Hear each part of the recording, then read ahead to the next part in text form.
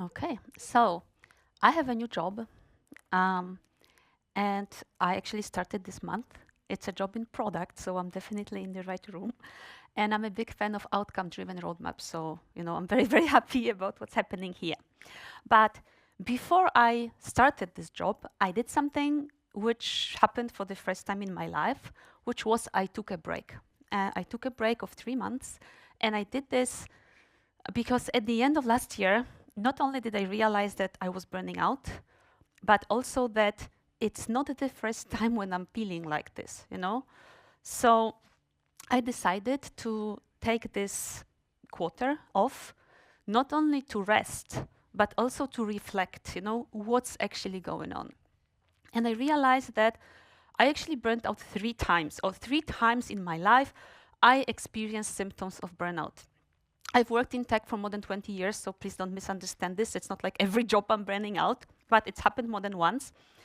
And I reflected on this, I want to share these reflections. So this artwork here, this is not AI, this is my daughter, represents those 3 times.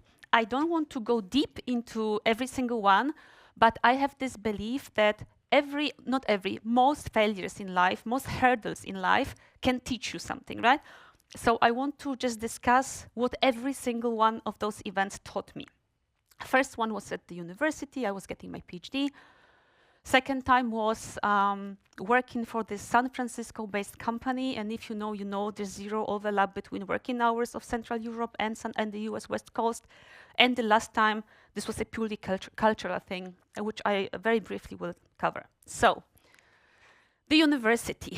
What happened there? My PhD advisor was also my boss because we had this grant going on where all the PhD students worked as developers. And this led to this pretty unhealthy situation where one person had basically all power above me. I would get calls at midnight that something has to be ready by 7 a.m. It's very difficult to say no to this. And I powered through. But I learned some lessons, and these lessons are actually very, very dear to my heart. One is that, contrary to what I had been told at home, you don't always have to finish what you started. It's your life, you have one life. If it's not working out for you, just don't do it. This is one. And two, this taught me the hard way, but this taught me for good to set boundaries between my private life and work. And there's more to come about this. Second time, I mentioned time zones, and also, so I told you I don't do overtime, right? I have this boundary. But this was weird working times. Before kids wouldn't have mattered, 8 to 4, 12 to 8, whatever. When you have children, you have to pick them up at a certain time, this changes. But there was something else at this organization, which was, you will see later, you will see me listing reasons for burnout, and one of them is lack of fairness. Basically, I realized early on that there are 2 different groups of people at that company who are treated very differently, and that's the old-timers and the newcomers. And basically what's going on, I would say it was pretty much hazing. And what did I learn?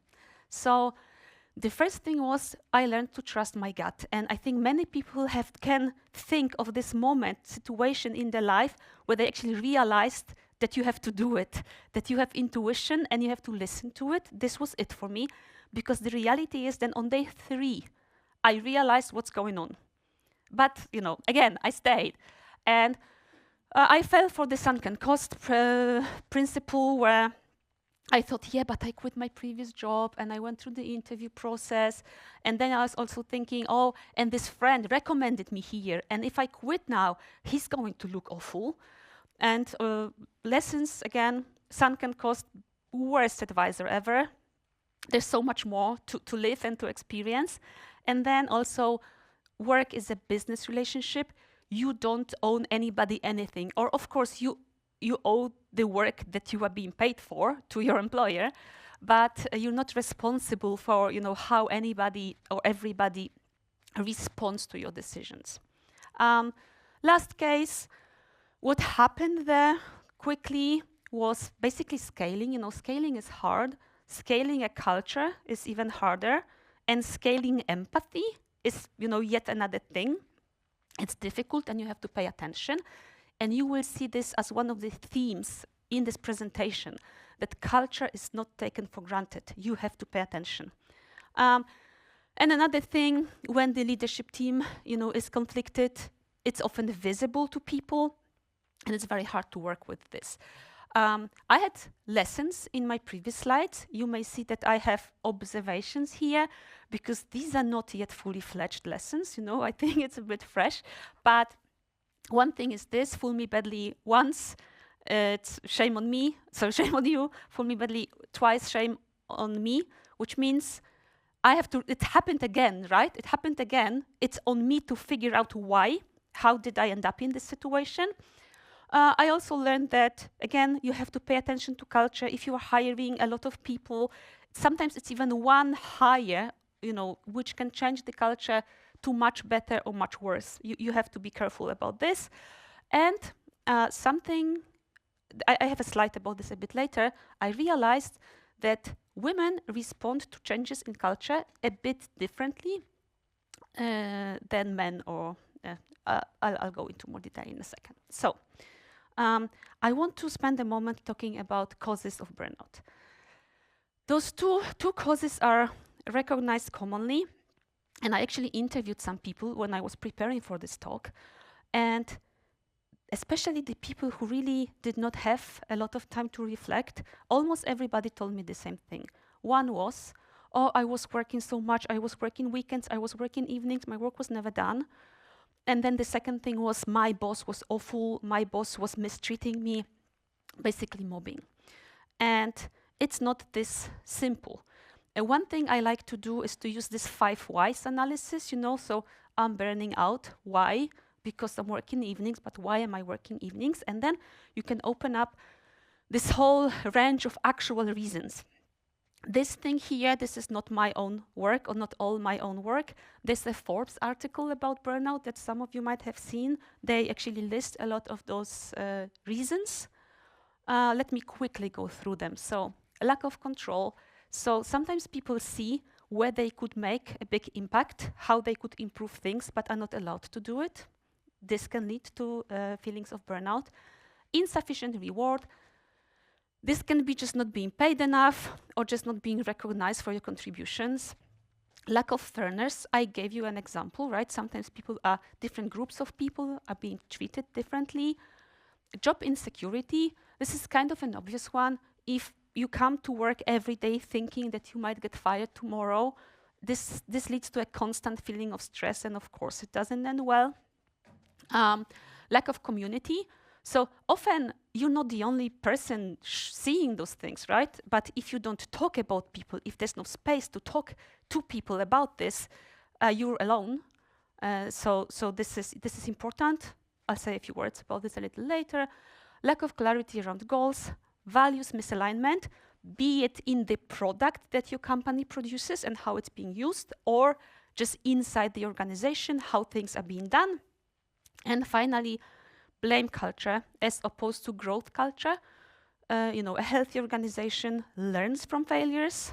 Unhealthy organization often just tries to find someone to blame. And you are probably seeing this on your own. Many things on the right-hand side are very organizational, right? Inherent to the culture at the organization. I also want to quickly go through symptoms, because I want to be clear about what we are even talking about when I say burnout. For many people, myself included, this gets very physical. So for me, it's a stomach ache, and even when I'm standing here talking about this to you, I recall this feeling, and it's a horrible one. So I would get the stomach ache in the evening before a day of work, or on Sunday. For other people, it's headaches, migraines. People cannot sleep. People get sick a lot, like their immune systems, go bad. People are tired all the time. And then there's the more emotional and behavioral side. It's hard to find motivation to even get up, no joy. You don't want to interact with people. And then it goes into more severe cases, anxiety, depression, requiring medication. Possibilities are unfortunately limitless. This is a quick quote from Wyborcza, which is a Polish newspaper and magazine. I just want to call your attention to the quotes about people, how they experience burnout. So I come home from work and I can't do anything. I could sleep all week. I have no energy. And I also want to say, if you are feeling like this, maybe it's worth, taking a pause and thinking what's going on.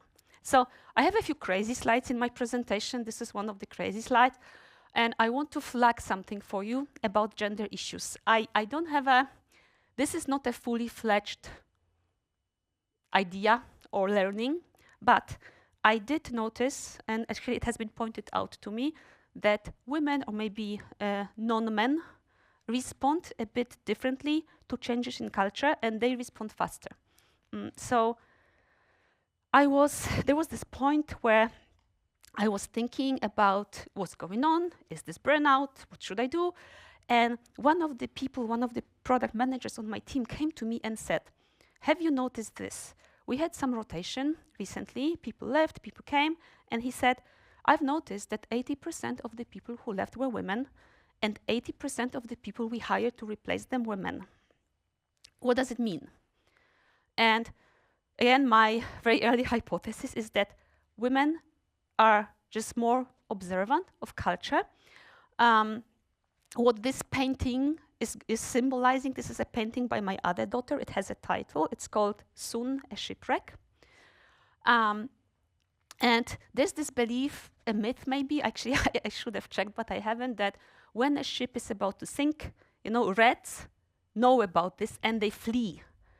And I almost call this presentation, Paul can confirm this, I almost call this presentation, Are Women Red? Because they see this faster. And there's actually a chance for leaders in the organization, to pay attention again and try to understand what's going on. An important part of my reflection about this was this: how much of it is your fault? How much of it is my fault? Have I brought this on myself?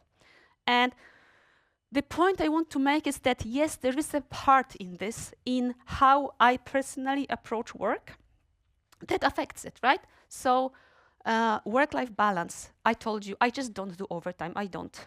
I believe 8 hours is already a lot. Maybe with AI we can work less one day. I don't have to do overtime. I cannot do it. So, there are people, of course, people have different stages in life. Sometimes they want to show off, contribute, show what they can do. But if you don't start setting those boundaries early, then your baseline is going to move, and it's going to be so much harder to set them for the future. It's important to be assertive. I think we in Poland are often not taught to be assertive. Like Polish people very often, take it, and then they explode. It's better to set those boundaries early. Sometimes you can hear about work-life integration, like, oh, there's this new thing, work-life integration, where you don't put this boundary. I just really, really don't believe in this. But it's not all on the employee. I've heard, actually, especially working with San Francisco, I heard, just put blockers in your calendar. If you cannot make it and somebody else, people will pay attention. And if this is a one-on-one, people will pay attention. But if somebody is scheduling a 50 people meeting, they will not. And actually, I think this is one of those cases where the organization has to step in and, for instance, say, okay, so Tuesdays are days where people in Europe can be expected to stay longer. But then Thursdays are days where the US people wake up early. Some of this, a part of this has to be solved at the organizational level. But then it's also on me to get organized, to be effective at work. I use bullet journaling. This has helped me a lot. I don't always have to give 100%. This is a marathon. This is not a sprint. And then there comes a point where we can all benefit from coaching and therapy and just look how we approach work. Are we repeating some behavioral patterns from childhood that don't make sense anymore? It actually can help. So speaking of helping, and this is the most important part of this presentation, I think, I started thinking, okay, so how can I help myself? Some of this was in the previous slide. How can I help my coworkers?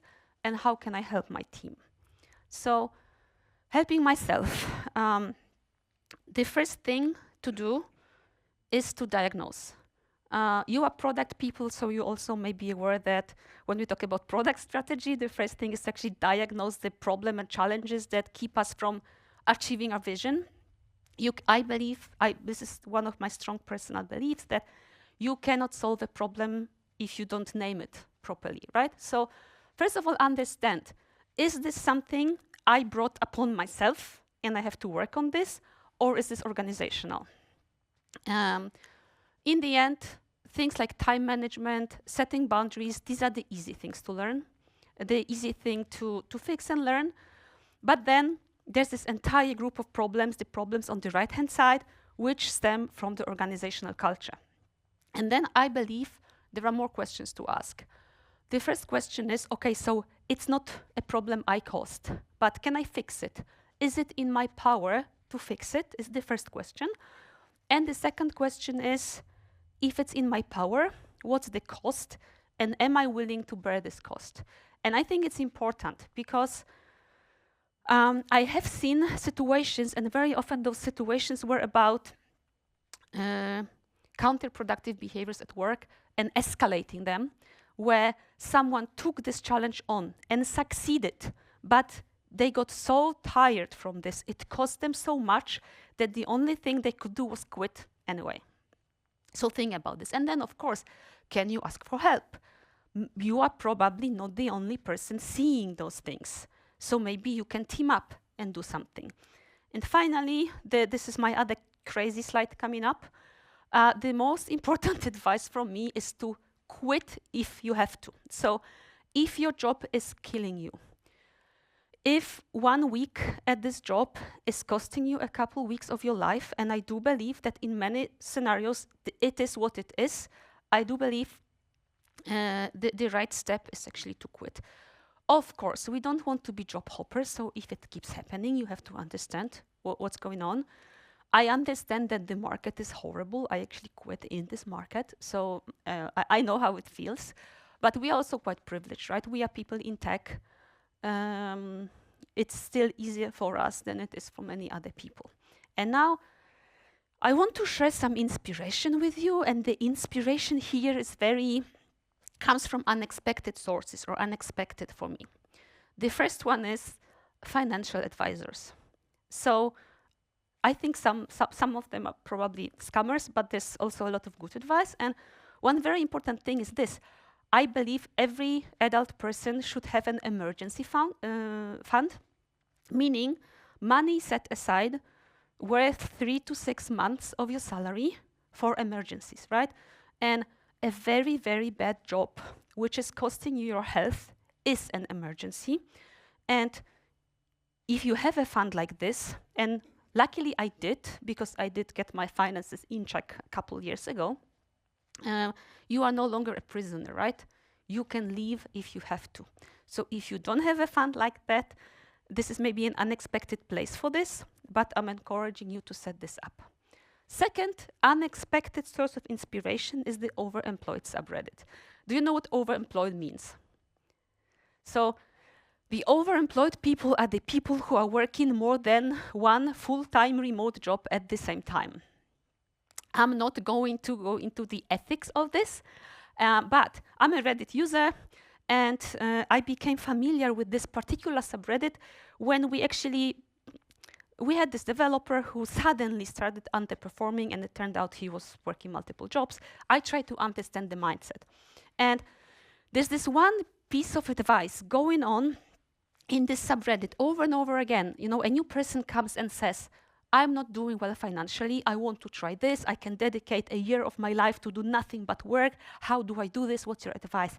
And then the community tells them, the main thing the community tells them is this: it's far harder to be fired for underperformance than people realize.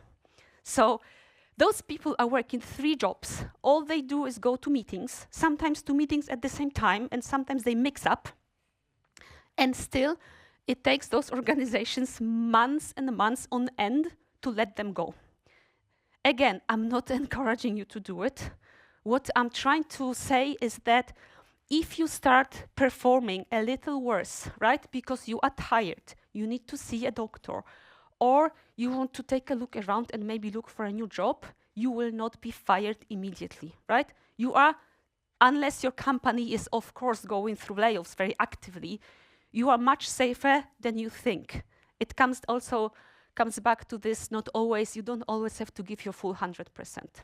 And then the last unexpected source of inspiration, this is I would say pop psychology book that I finished reading recently. Someone recommended it to me, the Let Them Theory. I think it's actually coming out in Poland right about now in a Polish translation. The entire book is about this mindset where you understand that you cannot control other people's behaviors. What you can control is how you respond to them. But there's a quote in this book that I really like, because the author does spend some time talking about being stuck in a bad job. And she says this: you are never stuck. You can leave a job. She lists other things you can leave anytime you want to. But instead, you're sitting there with your boss, Steve, who you flip off every time the Zoom meeting ends. Like, it's not where you want to be, right? It's not what you want to be doing with your life. And just quitting is an option. As I said at the beginning, you don't always have to finish what you started. It's not always the solution, but with severe burnout, it very often is. Okay, so this was about helping yourself. I want to spend a moment discussing how to help your colleagues. The first thing you can do for them is listen. Sometimes you can advise. Sometimes just the act of listening to someone can help a lot. Second thing is build communities. Communities of people, like neurodivergent people, for instance. You know, used to have this community in my organization. It was very helpful to them. One of the people I interviewed before this presentation told me that what saved him was when one of his team members came to him and said, "You don't look so great. How about you come to this board game night we have on Tuesday?" And he said, "This saved me because we could discuss and observe some things together." The next thing is speaking up. For many people, it's much easier to speak up for somebody else than it is to speak up for ourselves. So use your voice if you see injustice happening, and also document things happening.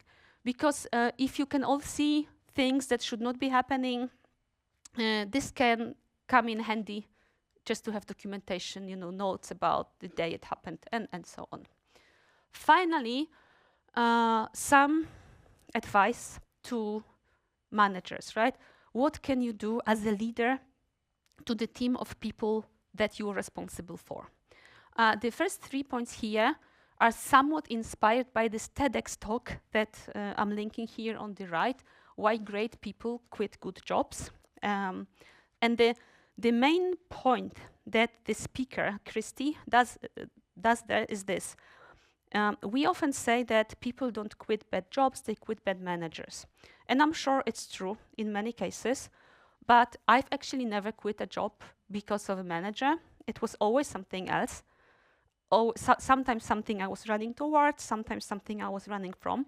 And she says, people don't quit leaders, people don't quit companies. Most often people quit organizational cultures. So this is bringing us back to culture again. And one of my main points here is this: culture is not given once and for all.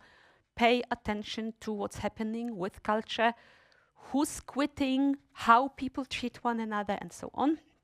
An important aspect of this is looking at performance holistically. What I mean by this is this: in many companies, I guess, performance means one thing, individual task performance. There are some tasks or metrics assigned to you, and you are assessed on how good you deliver on them.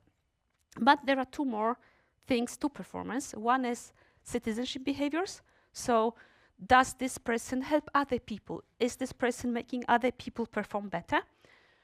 There are companies who look at this. And then the last piece is counterproductive behaviors. Does this person display counterproductive behaviors? Because something I have seen in my life is this. There's this person, great performer, helps people they like, but then sabotages the people they don't like. You know, is this a high performer really? This is something that as leaders we have to be tuned into. And then Also, the last point in this group, it might or might not be personal. So if a person who reports to me tells me I'm struggling with burnout, this can mean, of course, that I'm a horrible manager, right? And I led to this. It may mean it's organizational. Whichever the case, I have to reflect, of course, but the goal is to help this person and not be defensive, right? An important thing for managers is you have to balance transparency with emotional security. What I mean by this is I always try to be open to people about what's happening in the organization, but if maybe a big reorg is being discussed and we don't know if it's going to happen and maybe a department will no longer be necessary, like it's not sure, do you say this to people? You have to balance this because anxiety, lack of job security, as we established before, is also one of the common reasons of burnout, and this may not even happen. Speak up for your team. Some managers think that they have to pretend that everything is fine because it reflects badly on them if the team is unhappy. This is not how we do it. You speak up for your team. You try to make the world a better place for them.